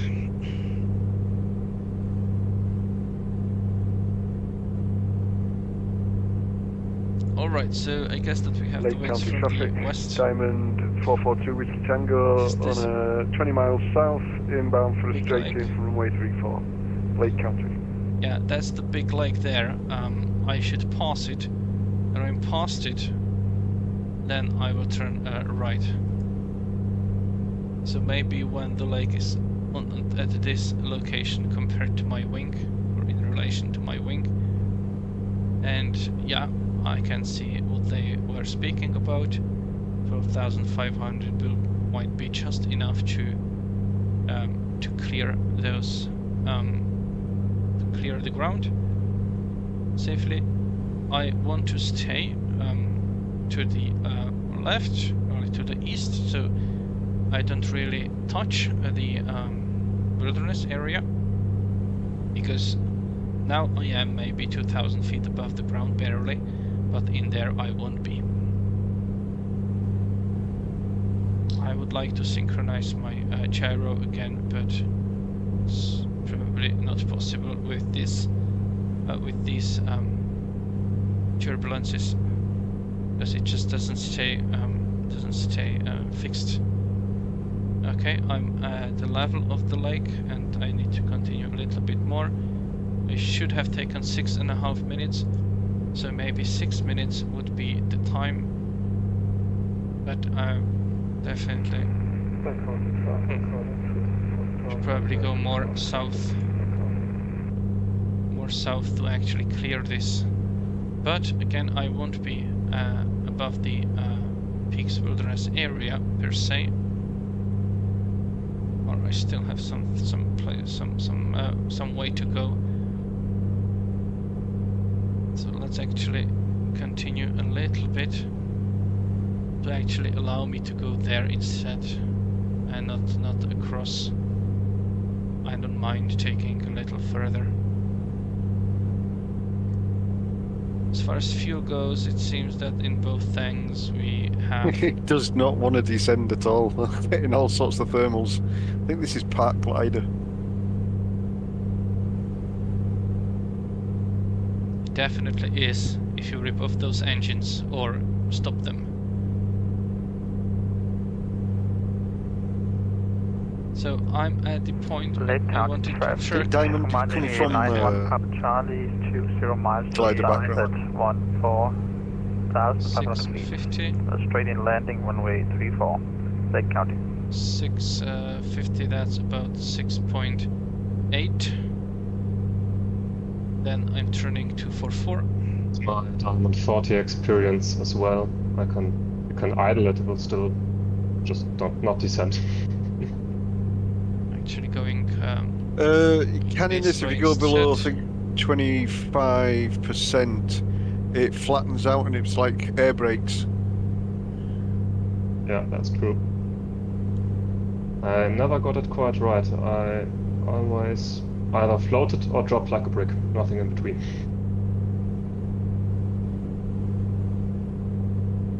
Ooh, that got it.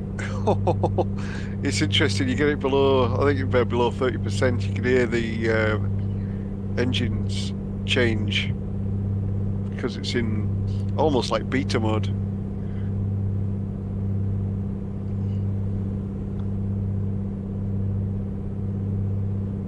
What is a beta mode? Oh, it's like a reverse engine on turboprops, but this it just flattens out the props, so it's just like a couple of barn doors. Yeah. What's interesting is if you ask like non-pilot or someone who doesn't really know that stuff, and you tell them, okay, well for takeoff we need to apply like maximum RPM and maximum power, right? So like to the prop. But if we want to descend and we are idling, then actually applying maximum RPM will slow you down and make you go down, and it might be counterintuitive to someone who doesn't really know the theory about it. Oh yeah, it's bizarre. It's kind of similar when you are in a car and you want to slow down without using your brakes. You just go into a higher gear to slow yourself down. But is it the same principle? I'm not sure if it's the same principle, but it's the way I explain it to people who don't really do flying or simming. Actually, it's a very good analogy. Yeah. If you want to accelerate in a car, you put it into high gear. Doesn't matter if it's the same principle, but just for them to understand. Yeah. I don't know if it's the same principle, but it's a great analogy. Yeah. It's probably gonna be the same principle as well. How I imagine it is if you make the angle of your propellers, pitch of your propellers, lesser, then you will flatten them out and you will have more area, and it will spin faster and kind of provide more drag.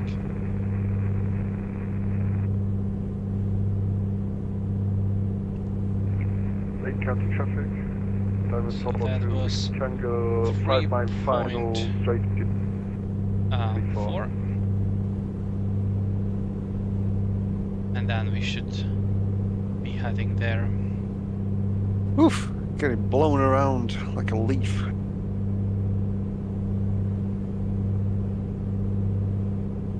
So who went for, well, who didn't go for straight in?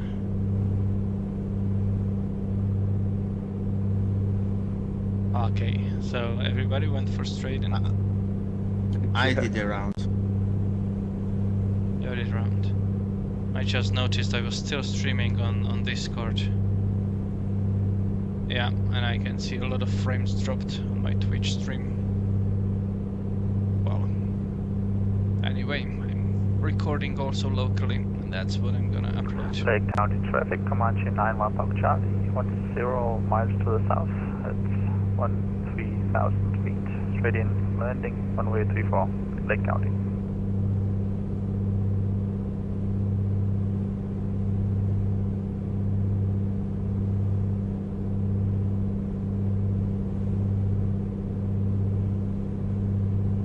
Alright, so we are nearing our destination.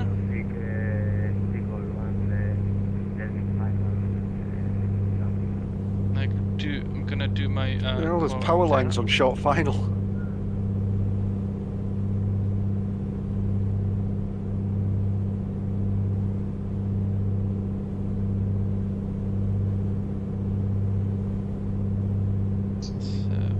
it's start time to off try to synchronize lines. my compass. Too high. I believe I'll just give it like Lake County traffic, Few- Papa 2 Whiskey Tango, going round. notches to the left again. Yeah, that's what I should have done as well. Kind of forced the landing, but yeah, too late now.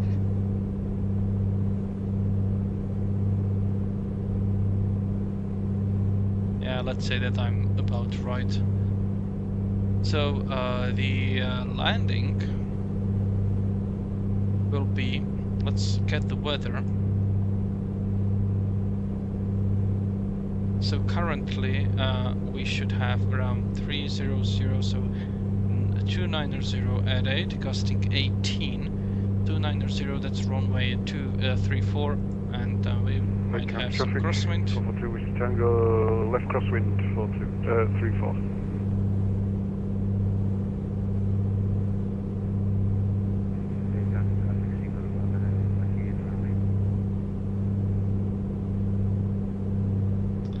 Runway 34 has not this one, not this one, yeah, that one. Runway 34 350 true, and we have 8 degrees, so 342. Yeah, already there. So that's the runway. Lake County traffic, Papa 2 Whiskey Tango, turning left downwind, 34. Lake County.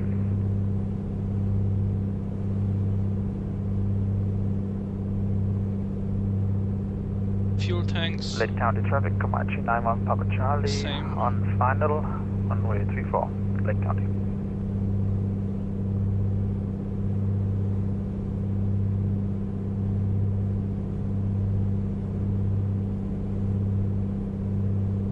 Yep, and the altimeter setting at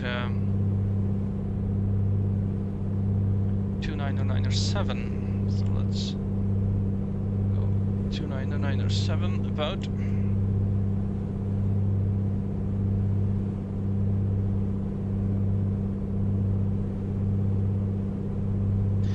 Lake County traffic, Oscar Kilo Golf Papa Charlie, Piper Comanche about 10 miles south of the field at 12,700 feet on altimeter setting 29097. We'll be continuing to the position above the field at the current altitude, Lake County.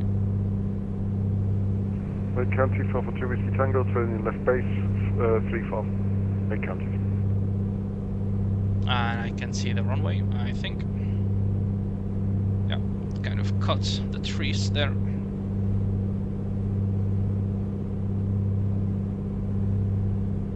Let's take some outside picture. Thank you very much, guys, for the company. I have to bail out. Have a good night. Good night, mate.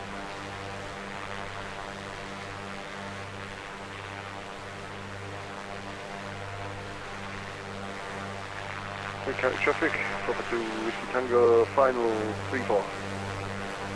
To land. Lake County.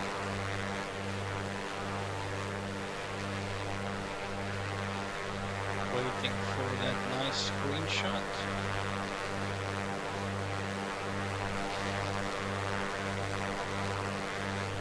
Almost there.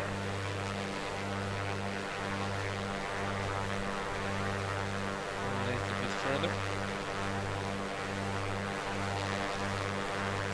Lake County traffic, Comanche 91 Papa Charlie. Vacate the runway, Lake County.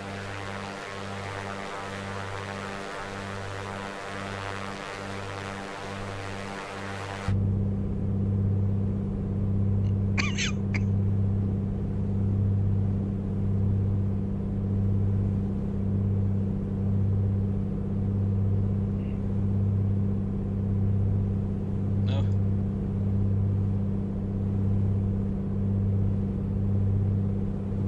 So turquoise lake.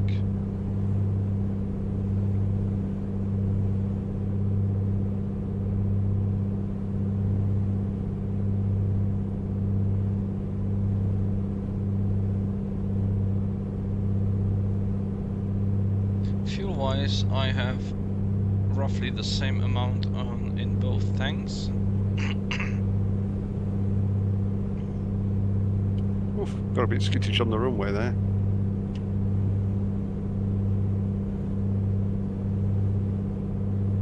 Lake County traffic. 442 Whiskey Tango. Runway 34 vacated. Taxiing to back. Lake County. Well, it's twitchy because there is a crosswind and there are trees right next to the runway. And apparently the ground handling on this is a little bit twitchy as it is in real life as well. Yeah, that's the problem of most MSFS aircraft. They act like there is no friction between the tires and the tarmac.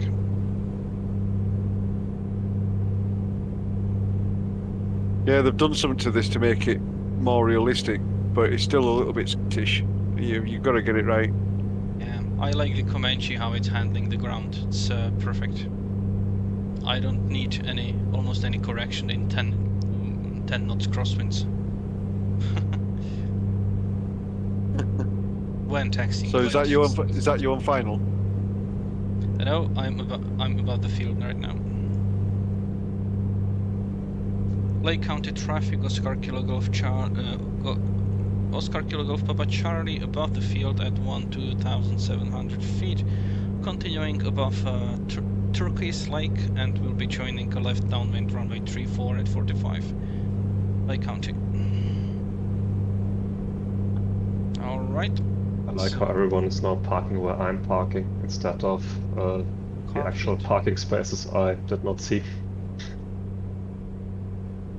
So let's descend. I think I should have 11,000 vacated feet. like one exit further down the runway. Yeah, this is closer to the clubhouse. That's true. That rectangular area is actually not suitable for parking anymore, I believe. You need to go for the hangars there. So the second exit. Suitable. I see three planes parked there right now. Just because you shouldn't doesn't mean you can't. So fuel pump, landing lights.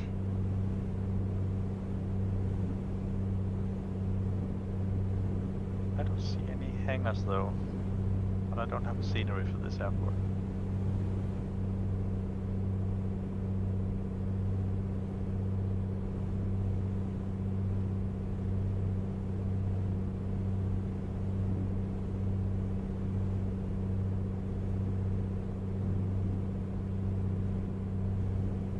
This aircraft is so easy. Just flick of a switch and it turns on and off. How it should be. I call it cheating. I call it getting with the modern times. You don't need to go through all the rigmarole of mixtures and props and faffing about. You've got a perfectly good computer there doing it for you.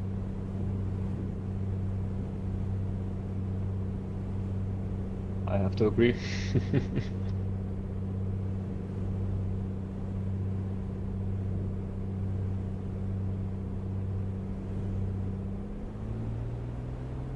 It's probably I got it because if I was rich enough to buy a plane, this probably would be the one that I'd buy. This or the 62. Lake County traffic, Oscar Kilo Golf Papa Charlie joining left downwind runway 34 at 45. Lake County. Yeah, that or a Bonanza.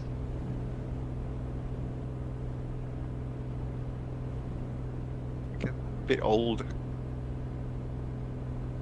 I'd get one for a bit of interest, maybe. Does it have a modern version as well with a G1000? But it's all the. I suppose if you want to do a bit of flying, Landing gear down. old school flying, but then you just get yourself a Cub or something, wouldn't you? Yeah. Or something like that. Because we're that rich, we're gonna have 2 aircraft. In fact, we'll have 3. Hmm. Yeah. We're gonna have a helicopter as well. Full prop. One of the Vision Jet. That would be awesome.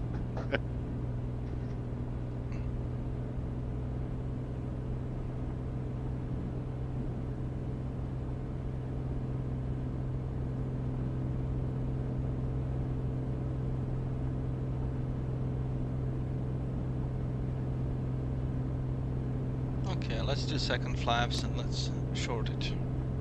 Make it shorter. Lake County traffic, Oscar Kilo Golf Papa Charlie, turning left base runway 34, full stop landing, Lake County.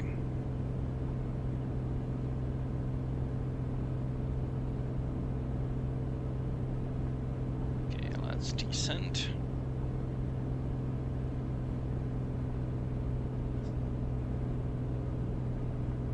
Not that much.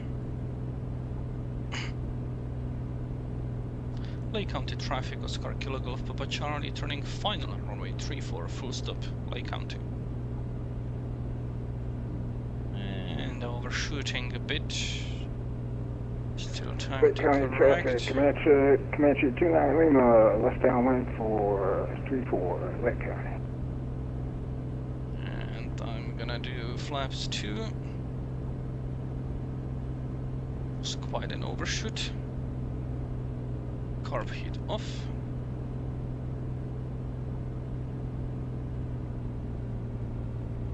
I'm gonna land long because we are going to the proper parking place. Landing gear is down.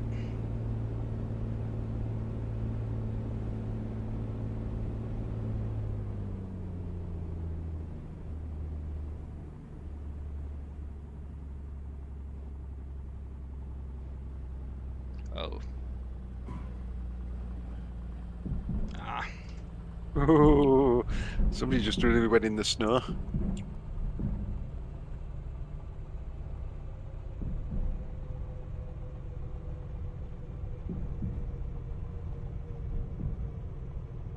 Yeah, I think my passengers now have a spine injury, but yeah. Well, I'm not going to that. It was a smooth sorry, landing. sorry. I'm not going to that place that has a big X on the taxiway at the entry. Yeah, but X marks the spot, I thought. Yellow X doesn't. Oh, Oh. Sorry to you mean break it to you. I can pack up my shovel again. I don't need to dig. Do you have custom scenery for this airport? I don't see an X. Yeah, I don't either. Yeah, I don't see an X. It works on my machine. Yeah. Maybe Thomas needs to turn it off and on again.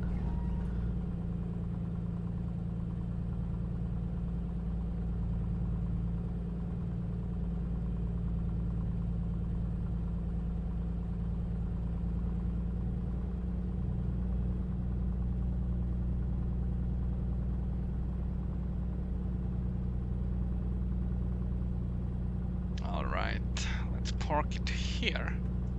Parking brake on. So landing lights, strobe lights, fuel pump, At least you're on centerline then. navigation lights. Turn Yes. off that one. Yep. Master. And shut down. We've all come off at this one. All right. So, again, I will try to put my flight plan into the little nav map to see how I did. And we have KLXV. Who's actually parking in the correct space? Boo, splitter.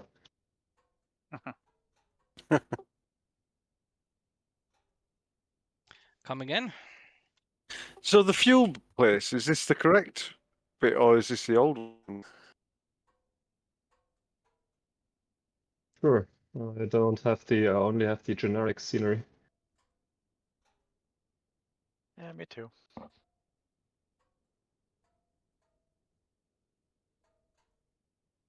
Yeah, it looks like if on the Jefferson thing where you're parked over by the fuel, that's the main hangar, main place. But there's supposed to be vehicles there, buildings there, but they haven't put any in. Check the chat for the picture.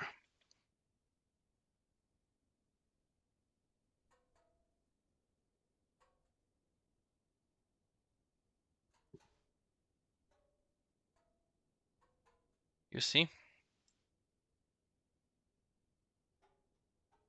Fake news. I was just taking a photo myself.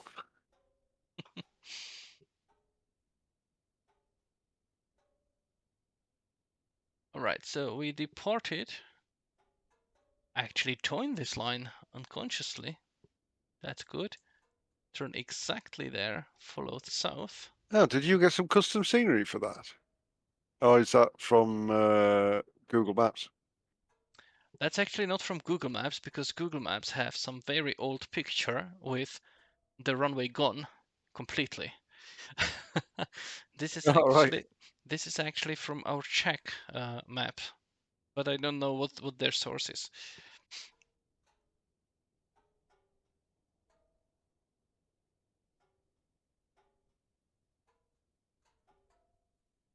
Okay, then we are slightly off course here, but rejoined correctly. Turn there, yeah, follow the road as I wanted. That was a pretty easy spot. Try to find my picture. And then we kind of took it wide to make sure that we avoid that area. Then I think that's everyone. Yeah. Or someone's done, yeah. I was surprised that fair play mine was the very good turning point. It was pretty recognizable from the air. And Antero Reservoir as well.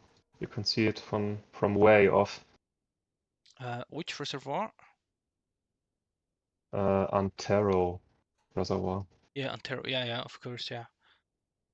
That's how MSFS portrays the water, kind of more visible than it should be. But yeah, but that one would be visible either way.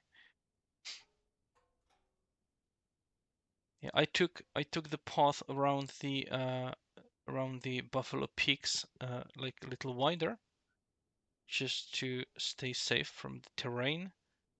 But otherwise, Yeah, I did as well.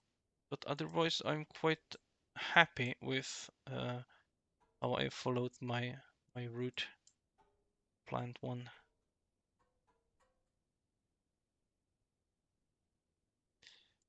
But yeah, it was nice. It was choppy all the way in, but I guess it was nice. Route following was good for me. Landing kind of bad, but yeah, I'm satisfied. Mostly. Yeah, every landing you can walk away from is a good landing, right? My thoughts exactly. You can even reuse the plane. So Power lines at the end of the. Did you guys have all the power lines at the end of the runway? Yeah, power lines were there. Yeah. I saw them, but I was way too high, so, so good Well, ground yeah, me clearance. too. So what did you smoke that you were way too high? Oh dear. Are you still streaming? Ah, okay. Well, anyway, I'll I be was way right too high back. and I also smoked, yeah. All right, so let me say goodbye to everyone. This was a very nice flight, I think. And next week we'll be departing from here to someplace else. Have a nice time, fly safe, and bye-bye.